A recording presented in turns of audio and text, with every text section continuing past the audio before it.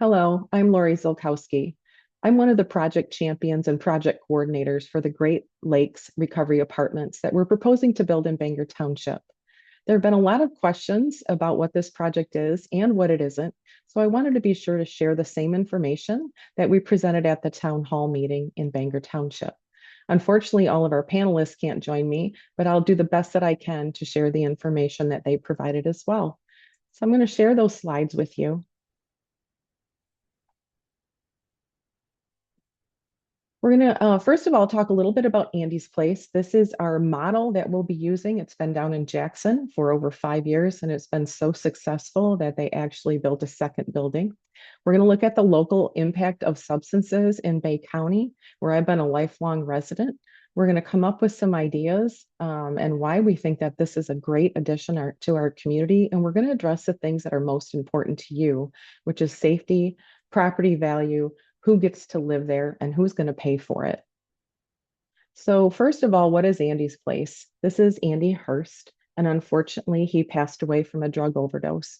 His father, Mike Hurst, is a contractor, and Andy passed away on a job site in an outhouse with a needle in his arm.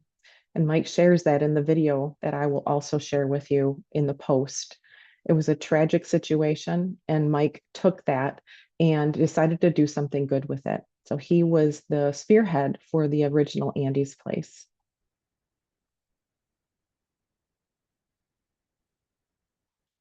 At the town hall, we had people stand for a variety of things just to show the impact that substance use disorder has had on our family, friends, and neighbors. So just think about all of these. Do you know somebody who died because of a drug or alcohol use disorder?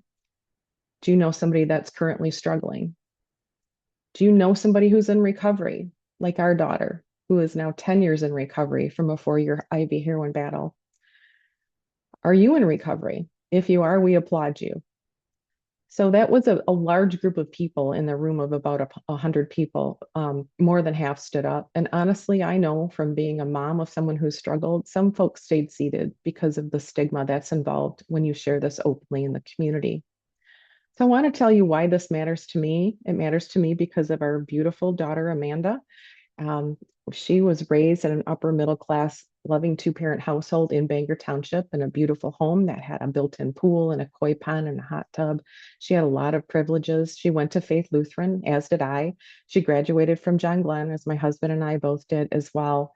And she began her addiction journey in the summer of her junior year when she smoked marijuana. The marijuana that's available today is much more potent and synthesized to have high THC. It is not like the 70s, 60s, or 70s or 80s. It is completely different. And for her, it hijacked her brain. And her descent into addiction began with marijuana use. She never really cared much for alcohol, but then she wanted to keep her grades up because she was an A student. So she would take someone's Adderall on Sunday to study. And then, since she was so exhausted, she would take a Vicodin on Monday. And that led into taking 7 Vicodin at a time, which led into snorting heroin, which led into shooting up heroin. And she learned how to do that by watching a YouTube video and used alone for the first time. My beautiful, smart, amazing girl. We almost lost her to a non-fatal overdose in May of 2013, where she had just completed her first year at Delta College, where I was a business professor. I thought I might die of sadness. It was the worst experience of our lives, and she struggled with IV heroin use for 4 years. I'm so proud and thankful to say that she is now over 10 years in recovery. And the Friday after the town hall meeting, my husband and I were able to go to Wayne State and watch her graduate summa cum laude, which is the highest honors, with her social work degree. And this fall, she'll progress on to the University of Michigan to complete her master's. This is what has propelled me for the last 8 years to do work in the community to find the gaps for folks who are struggling with substance use disorder, the individuals and the family members, and create solutions to these problems so we can get our community back. Next, I'm going to share why it's important to us as a community. When our daughter first overdosed, I thought that we had done something terribly wrong, or that she was a bad kid, and neither one of those things are true. We were in the midst of an opioid epidemic that nobody knew about. So as a college professor, I was home on spring break or on Christmas break, and this was the um, newspaper article in the Bay City Times. It was on the front page, 27 overdoses in 27 days in Bay County. And it was that time when I knew it wasn't just our family, it was our entire community. So, what has happened after that is we are now in the fourth wave of the opioid epidemic. It began with commonly prescribed narcotics and the overprescribing of those, and the pharmaceutical companies telling doctors that they were not addictive. Then we see in 2010, there was a increase in heroin overdoses as people switched from prescription narcotics if they couldn't get them to heroin because it works the same way in the brain. And then you will see in 2013, when our daughter overdosed, fentanyl came onto the scene, and that is what's killing people. We're currently in the midst of a mixed drug epidemic where fentanyl is being manufactured into fake Xanax, fake Percocets. We've had deaths in Bay County on both of those. We have also seen people die from what they thought was cocaine or methamphetamine, and it was laced with fentanyl. So why does this matter to our community? If you look at where Bay County is, that dark brownish red, in 2014, this indicates that there were over 112 prescriptions written for every 100 people who lived in Bay County. Not pills, but prescriptions. So there were more prescriptions written than we had people who lived in our community.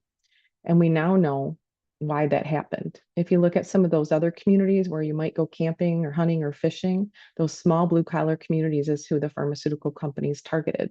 I will say that I worked for Johnson and Johnson during this time, and I launched a product called Eltram Tramadol. It was not a scheduled narcotic when we launched it, and I had a garage full of samples that we readily gave to physicians to provide for their patients. It is now a scheduled narcotic. Bay County has been devastated by opioid overdoses. We've lost over 500 people in our community. And when you look at Region 5 for our Medicaid provider, they cover all of these various counties. Bay County has the highest per capita overdose rate than all of them, even surprisingly to many people, more than Saginaw. So it definitely impacted our family, friends, and neighbors. Additionally, we have more people in our county than any other county in the state that report that they excessively drink. And lastly, with the legalization statewide for cannabis, we have seen an increase in the availability of drugs in our community. And Euclid and Wilder are now known as the Green Mile, a term that I just learned from a college student recently. So we definitely have drugs in our community readily available. And unfortunately, we do a really poor job of keeping those out of the hands of our kids. We got to do better at that. So we have a huge issue with people using and for some folks becoming addicted to various substances. So the challenge is, how do we help folks? One of the opportunities that's been identified is that there is a lack of safe housing to help people sustain their recovery. And the Michigan Association of Treatment Court Professionals is one of the champions of housing like this across the state. And what they were finding is in their recovery, their sobriety courts, where they help people get well, maybe somebody who was caught drunk driving, or they stole something from Meyer or a car, they were caught with paraphernalia or a substance. And the root cause is their addiction. Instead of incarcerating people, the success rate is better for reduced recidivism, which means we try to help them not go back to jail and to maintain their recovery. One of the big gaps in services was a place for them to live. So the judges were helping them, they were getting them into treatment, they were giving them support and the accountability that they needed, but many people were going right back to the same unsafe environments where they had left. And that was difficult for them to maintain their recovery. So the solution to that is what I'm going to present today, and it's a model very much like Andy's Place, which is in Jackson. This model is endorsed by the American Society of Addiction Medicine, the Substance Abuse and Mental Health Services Association, the National Association of Recovery Residents, and the Michigan Association of Treatment Court Professionals, MATCAP, which I mentioned. In Michigan, it is identified that nearly a quarter of the people who are leaving treatment don't have stable housing.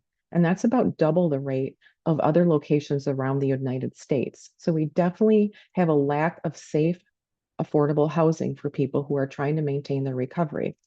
In fact, Bay County is one of 17 counties that was identified by the Michigan State Housing Development Authority as a priority county who is lacking in this type of housing. So our key partners for this project are the Michigan Health Improvement Alliance, MHIA. They're a nonprofit organization who does various initiatives around the state. They thought this was very well worth their time and it fits into their wheelhouse. Our project champions, as I mentioned, is MATCAP and also our local Great Lakes Bay Treatment Court judges. Our developers are Mitch and Joe. They're from Chicago, and they've developed over 4,000 specialty housing units across the state and have won multiple awards. The financing partners are Sinair and Huntington Bank, who again have done this multiple times and are experts at making sure these projects are successful. So the solution that we are proposing is to build an apartment complex, not a recovery house. So this is not a group home. It's an apartment building that people move into and have their own place. They sign a lease just like every other apartment building. It's 39 bedrooms, one bedroom, 11 two-bedroom apartments because parents will be able to have their children there as well. You might know that as people get into addiction, they lose a lot of things. And one of them is relationships with people who love them, oftentimes their kids. And it's wonderful to see people in recovery get their kids back. We will have 24/7 on-site staff security with sign-in and sign-out protocols. People who come in to visit must be approved to do that, and everybody leaves at 10 o'clock if you are not a resident there. So we monitor who comes and goes. There's an on-site peer coach who lives there. So if someone is struggling or needs some support, a person who has lived experience is right there.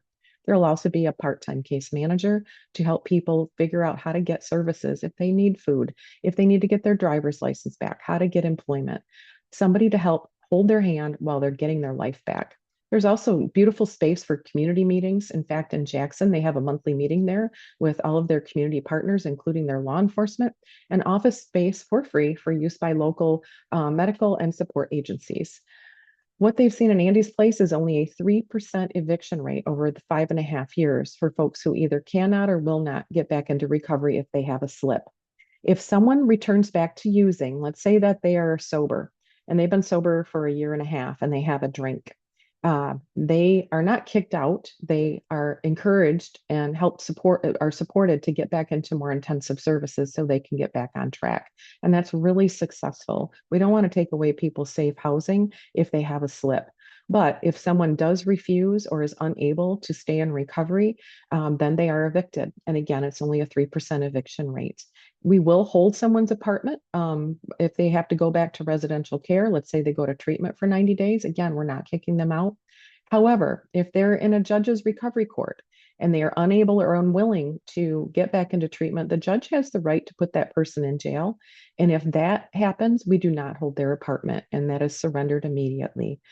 If someone does not voluntarily leave when we ask, they will risk Section 8 housing privileges for their entire life. And so that's a big motivator for people to ensure that they comply with that. There have only been 2 instances where we have had to have law enforcement come in and assist people to leave. So eviction has not been an issue, and we don't go through the same long drawn out process like we would with a traditional apartment building. That's not been an issue. So again, this is a beautiful place to live. I went down and toured a year ago when they were doing the groundbreaking for their second building. The inside is beautiful. The outside is beautiful. There's a fitness facility there, outdoor recreation with a fire pit, volleyball court, a gathering space. There's a community garden, and there's a playground for kids. It's better than any apartment I ever lived in college. So who can live there? You can't just decide to live there and fill out an application. You must have a referral from someone who knows where you are in your state of recovery. A referral is required. We will be, just like Andy's Place, looking to our recovery and sobriety court judges in the Great Lakes Bay region to provide those referrals. So our courts here in Bay County will have priority. So those are people who are currently in recovery court. They've already gone to treatment. They probably have already lived in group recovery housing, and the judges will say that they are ready for this level of housing. The majority of people will be from Bay County because we will also be accepting people who are coming from recovery housing that have maybe participated and completed the jail diversion program, which we had 100 of those in the last year and a half. We will also accept referrals from various veterans associations and local treatment partners who know their people and know who would be a good fit for this. We are not going to be putting people here in early recovery. This is not a treatment facility. It's an apartment building where people can walk in the door and know that they will not be surrounded by drugs and alcohol. Their neighbor's not going to be smoking weed. You're not going to have people down the hall drunk and fighting. So it provides a respite from the rest of the world where you can't get away from it. There's no end of stay here. You can stay as long as you need to. But as people get their lives back, their income increases. So there will be Section 8 available apartments here. There will be fair market apartments included as well. But people who need to get their lives back on track and are maybe working one of those service jobs, they can afford to live here. As their income rises, they would become ineligible to get those subsidies, but they could still be eligible to keep it at fair market rate. What generally happens is people make more money and they want to go get their own place. And at Andy's place, there have been 6 marriages. So people move on with their lives. This is a great stopping point for people in their recovery. The site we're looking at is directly behind the Bay City Mall, adjacent to Country Meadows. It's the yellow star on the map. You'll see to the right, there's a pin drop there, and that is where South Paul Circle residents are. The red lines separating them are existing barbed wire fences. And in the middle, there's about a 150-foot retention pond. So there's not easy access at all to the immediate residential area to the right. To the left of the star, you'll see a heart, and that's where my parents' home is. It's about equidistant to some of the homes in South Paul Circle. And it is where I came back after college and lived for a while. It's right adjacent to the Home Depot. Um, and my parents are not afraid of this. I'm not afraid of this. I would never put anything that I thought was risky next to my parents' home, nor next to Country Meadows or a neighborhood with kids. And we've just found no evidence from Andy's place that would be the case. So we're confident that this is a great location. The other reason we like it is because it looks very much like where Andy's place. You'll notice on the left, it's adjacent to a mall, a Walmart. There's some strip malls, and then around the perimeter are residential areas, just like we have in our location. So why do we love this site? It's zoned multifamily residential. At some point, there will be an apartment building built on this site. That's what it's for. To date, no private builder has decided to build there. So we think it's a great location. We don't have to rearrange the zoning, and that's what it's meant for. The township decided that was a great place for multifamily residential, and we think it is too. There's already access to utilities, which can be very costly if we don't have that. It's the appropriate size for us to fit the building site that we want. It is close to shopping and employment for folks as they get jobs and they want to go out grocery shopping. There are sidewalks up and down Euclid Avenue, and it's also on the bus line. I will say that 50% of the people who live at Andy's place have their own vehicle. It's also on the Bay Metro bus line, so if they need to get further around town, they can have access to that. And it'll have access to the new health department, which is probably right today moving into the old Art Van building. It's beautiful, peaceful, and quiet, and we want to keep it that way. And Andy's Place data shows that's exactly what maintains there in that neighborhood. So one of the questions that came up is what's going on with home values? Certainly, if we put this here, our home values are going to drop. That has not been the case near Andy's place. So we looked at the radius within 2 miles to Andy's place. The estimated average home value increased by 30 to 50%. The Jackson area, further from Andy's place, increased 20 to 40%. And the highest performing West Side corridors near Andy's place increased by 50%. The available evidence does not support claims that proximity to Andy's place negatively impacted nearby residential property values. Instead, the surrounding area generally appreciated at rates equal or greater to many other Jackson neighborhoods during 21 to 25, which is when Andy's place has been in existence. So we looked at that, and honestly, I wasn't sure what we would find, but this is the data. We looked on Zillow just to look at individual houses. And yes, housing has gone up all over the place, but thankfully it has gone up at the same rate or greater near Andy's place. The other thing we looked at very seriously is safety, because that's a concern for everyone. You're going to have folks there who had struggled with addiction. And you know what? They struggled with active addiction when they lived next to you as a family friend or neighbor. This helps them live in a safe place. So there was a 60-page program assessment for Andy's Place conducted by doctors Kiris and Johnson, who are PhD professors of criminology and criminal justice at Grand Valley State University. They really wanted to look at the impact of Andy's Place in terms of safety within the area. So they got all of the data of calls for service and case reports from the local police department. They took a look at did Andy's Place have an increased demand for public services, like having the police go there more frequently or EMS, or has it led to changes in crime to validate the NIMBY orientation? So NIMBY stands for Not in My Backyard. And this is when someone believes this is a great project, but don't put it by me. And NIMBY is alive and well in our community because people at first glance think this is a terrible project and it's going to bring crime and it's going to make the neighborhood terrible.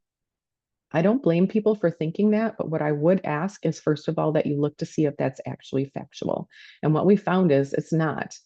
So they took a look at how many drug-related incidents have occurred at Andy's Place since it was built. What is the nature, extent, and trends of calls? Does Andy's Place have more calls than the other? And unfortunately, I can't see the bottom one. You probably can, but my space bar is in the way. So first of all, let's take a look at, is Andy's Place safe? Yes, this is the data. Look all the way over to the right-hand side. These are the incidents that occurred there, personal welfare. So those are welfare checks, 37 of them. Disorderly conduct, this is people having a skirmish. Non-general criminal, 21. Warrants, 12, and domestic issues, 10. And then it progressively goes down. Suspicious situation, something about an animal, having a controlled substance, larceny, which is stealing, suicide. There have never been any completed suicides or having a peace officer come. So, okay, those are some numbers and they might look high to you. They're the lowest in all of Jackson County by far. So if you take a look at the incident rates, again, non-criminal, there were 90 of them. Potential criminal, they weren't sure because they hadn't been investigated. There were 61 of them, and only 5 that were drug related. There were 4 that were potentially having drugs on the premises and 1 overdose. That's what people reported. Let's take a look what actually happened in terms of investigations when the police went there and then looked to see if indeed that was an issue. Domestic issue, there were 2 in 5 years. Larceny, there were 2 that were investigated in 5 years. Having a controlled substance, there were 2 in 5 years. 1 non-fatal drug overdose. Fraud, malicious destruction of property, 1, and obstructing police, 1. This is what they went there for and then had to investigate. There were 10 investigations over the course of 5 years at Andy's Place. I would live next door to this building. That's the most impressive thing I've ever seen for having 50 people live in an apartment building. Again, remember the difference between calls for service. That's when people report they think something's happening. These are actual investigations that were opened after the police got there. In looking at Andy's Place compared to all of the other apartment buildings, you can see that on the left, all the black, Andy's Place is by far the lowest incident rate of all of the apartments in Jackson. So after that 60-page analysis that the PhD criminology professors did on all the data that was provided by the local police department there is little to no basis for not in my backyard based argument against this recovery house. Remember, it's placed in an area very much like where we want to place it. And they've concluded that being afraid of putting this project in that location, in the Andy's Place location, worked really, really well, and it didn't have a negative impact on the neighbors. It does not appear to be the case that Andy's Place is generating increased drug use, crime, or calls for service in Blackman Township, not just to Andy's Place, but it has not had a negative impact on the community. Andy's Place has a very low number of drug-related incidents, averaging only 1 per year over the last 5 years. Andy's Place has a lower demand for public services when compared to other places in Blackman Township. It does not have the highest total incident rate. In fact, it has the lowest demand rate per unit for fire, rescue, EMS services compared to similar apartments at Blackman Township. So according to the police there, This is what is actually happening at Andy's place and in the surrounding areas. We Zoomed with their chief of police, along with our sheriff and lieutenant, with various stakeholders, including our county executive and the Bangor Township supervisor. And we spoke directly with the chief of police. They can't sing the praises high enough for this project. And thankfully, when we had our town hall, Deputy Chief Dr. Chris Molter came up from Jackson, drove 2 hours up to share the same information that this should not cause concern in our community. It's been a blessing to their entire community. So let's talk about money. Is this going to increase your taxes? No, it will actually increase tax revenue to Bangor Township. Right now, that piece of property has sat vacant since the beginning of time, and Bangor Township collects $3,000 annually in tax revenue. So over 15 years, they're getting $45,000. The thing that your township trustees will vote on Monday is, will we approve a pilot? Will we let somebody build there and charge them less taxes than if it was a commercial rate apartment building? That's what we're asking them to approve.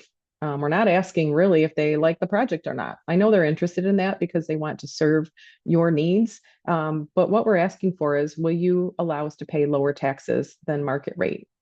And actually, what will happen is over 15 years, Bangor Township will gain about $337,000 more in tax revenue than if that place sat vacant. There is not competition for that property. So could an apartment building be built there? Yes, it absolutely could. And if it's not this one, it could be just a fair market rate apartment. It will not have restrictions on drug and alcohol use as a part of the lease. It will not have restrictions on having guns. It will not have 24/7 security, and it is unlikely to have the safety profile that Andy's Place has. So this project is going to cost around $20 million. You are not paying for any of it, except you are going to get some of our tax dollars back from Lansing. So we would be requesting MISHDA tax credits, and Scenair will help process those. So that's $12 million coming back to our community. And we're also going to request at the state level opioid settlement dollars that were provided by manufacturers and wholesalers of narcotics who created this epidemic. We're going to be requesting around $5 million of that money. I will tell you that the state wants to fund projects like this. We just broke ground in Kalamazoo with another similar project in April. And last fall, there was one in Southfield being built because this has been so successful. We're going to look at local funding requests for about $3 million, and that can be a combination of local donors who maybe have been impacted by this, who want to help other people, and the local opioid settlement dollars. So why does this matter to the employers in Bangor Township? These are all going to look familiar to you. So on the left, McLaren is adding an additional emergency room to their West Campus, which actually is right across the street from Foxcroft Drive, where we raised our daughter. Lived there for 15 years. My Michigan Health, Vantage Plastics, and SC Johnson, both big manufacturers. You have to be able to pass a drug screen to work for these organizations. Then you can look at some of the retailers that have been here a little while: Meijer, Menards, Home Depot, and Walmart, big employers. And then to the right, lots of new ones: Chick-fil-A, Popeyes, Wingstop, Bluefin, Mango, Tommy's Express Car Wash, Hobby Lobby, which I think single-handedly I'm keeping in business. Five Below, Family Farm and Home recently opened, and coming soon, Vinny's opening another restaurant in the old beer garden location called The House. All of these employers need employees, and especially the ones that pay lower wages to service employees. Those folks need to be able to live somewhere and afford to live somewhere. So it's important that we have places in our community where people can afford to live so they can work at all these new businesses, which to my estimation is probably going to create 400 to 500 new jobs. Can Bay County workers afford to live here? 28.5% cannot, and that is based on the income levels that some of these folks have. Our median household income in Bay County is around $58,000, and fair market rent is around $1,000 a month. People who work in service industries like retail service workers and food service workers cannot afford to rent, and they cannot afford to buy. Healthcare support workers who maybe work at Colonnades or in one of the medical facilities as a medical tech can barely afford to rent and cannot afford to buy. in our community. So that's a huge issue. We have a lack of housing across the board, but especially a lack of affordable housing. This project would have affordable housing options for the folks who would love to be working in those jobs to get their life back. We have bipartisan support for this across the state. This is Team Red, Eric Trump, you might know his dad, Tim Walberg, who's a U.S. Congressman from Blackman Township, Mike Shirkey, who was in the House of Representatives, Michigan State Senate, and was a Senate Majority Leader for a number of years, Sarah Leitner, Mike Hurst, who's Andy's dad, and Pete Jansek, who's a Blackman Township Supervisor. The federal government has dedicated $100 million to help end the opioid epidemic and give support to projects just like this. Team Blue, Governor Gretchen Whitmer, Lieutenant Governor Garland Gilchrist, Elizabeth Hertel, all of those folks come down to Andy's place for the groundbreaking or the dedication because they love this project. It's making a huge impact. Angela Whitwer, Kathy Schmaltz, and Susan Schenk. Michigan has devoted $37.5 million in opioid settlement funds for recovery housing across the state. And they are in support of projects like this. That's why those two new ones are being built in other areas. Who else supports it? Judge Harry Gill, who he and I started our local Face Addiction Now chapter 8 years ago, and we've developed multiple programs. We have a quick response team with the Bay County Sheriff and with our Department of Public Safety, where the officers go out with a peer coach and a family coach to locations where people have overdosed, and we offer them support and resources. We've also got a Hope Not Handcuffs program where you can walk into the police department and ask for help. And instead of getting arrested and in trouble, they call us and we get you help. We've helped over 1,000 people in our area access care for addiction. That life is miserable and nobody wants to live it. Joel Strauss, who's the head health officer at our Bay County Health Department, recognizes that safe housing is really important for people. Not only is addiction a tough thing on our society. It breaks up families, it ruins lives, it kills people, but it also is a public health concern because folks oftentimes share supplies and might get HIV or hepatitis C or other deadly infections. The Bay County Prevention Network, which are our prevention specialists who goes to the schools and helps teach kids about addiction and how it happens and how to avoid it. Bay Veterans Foundation, if you haven't been over there, right over by the police department, man, those guys have created an amazing place to connect with a wood shop and a metal shop and all sorts of places where veterans can connect. We know that veterans have a higher rate of suicide and a higher rate of substance use disorder. We want to be able to provide housing for our veterans. Great Lakes Bay Health Center, which is a major health provider here in our community. Lormac Stern, who owns the mall, they would love to see this built here. There's been no increase in crime at the Walmart and the mall, nor the neighborhoods near Andy's place. Michigan 211, who provides support services for people who need help. Mid-Michigan Community Action does the same thing. My Michigan Health, which is also a huge healthcare provider, they support this. Neighbors Advocating Recovery and Awareness, a local nonprofit that helps get people recovery housing scholarships. Peer 360, they are the peer recovery specialists in our area who do trainings, they do peer support, they provide social gatherings for people in recovery so they have friends to hang out with. And the United Way, who again, these are helping agencies. They intersect with these folks. They know how hard their life is. And by making it harder doesn't increase their odds of staying in recovery. Helping them increases their odds. So this is an evidence-based model in Jackson, and then the new ones being built in Kalamazoo and Southfield. The 60-page study that looked at the safety profile says that there is no reason to not want this in your backyard. There's no evidence that this is going to bring crime or decrease your housing value. It's just not there. It provides a solution without creating other problems. It prepares people to be private sector renters and home buyers. When people are somewhat early in their recovery, they've got some cleaning up to do. Their credit score is not going to be great. They might have some criminal history that they need to take care of. They don't have income. But as we help them get their lives back, they are prepared to come and rent from our local landlords or buy homes. This is a long-term, multifaceted positive impact on the people, the employers, the business, and the tax revenue in Bangor Township. When we look at the risk benefit ratio, everything we do in life has risk. We drive cars, and that is very risky, but we wear seat belts, we have airbags, some of us use our blinkers to minimize the risk of getting in an accident. The risk to putting this project in the location we want is low, and the benefit is incredibly high. And that is based on what they're seeing in the police department in Jackson. So these are the groundbreakings. You can see there some faces that probably look familiar to you across the political spectrum. We're excited for those communities. It is very rare for us to get $17 million of our tax dollars back from Lansing north of Flint. You know that the money generally goes to Flint, Detroit, and Grand Rapids because of the population there. This would be an opportunity for us to capitalize on this once in a lifetime opportunity. This money is not always going to be here. And once it's spent in other communities, we will not have an opportunity to get it here. So I would encourage you to continue to learn about this project. I'm happy to speak with you. The deputy chief from Jackson is happy to speak with you. Judge Gill will speak with you. We'd like you to join us in building hope. We have put shovels in the ground to bury over 500 people, our family, friends, and neighbors in Bay County.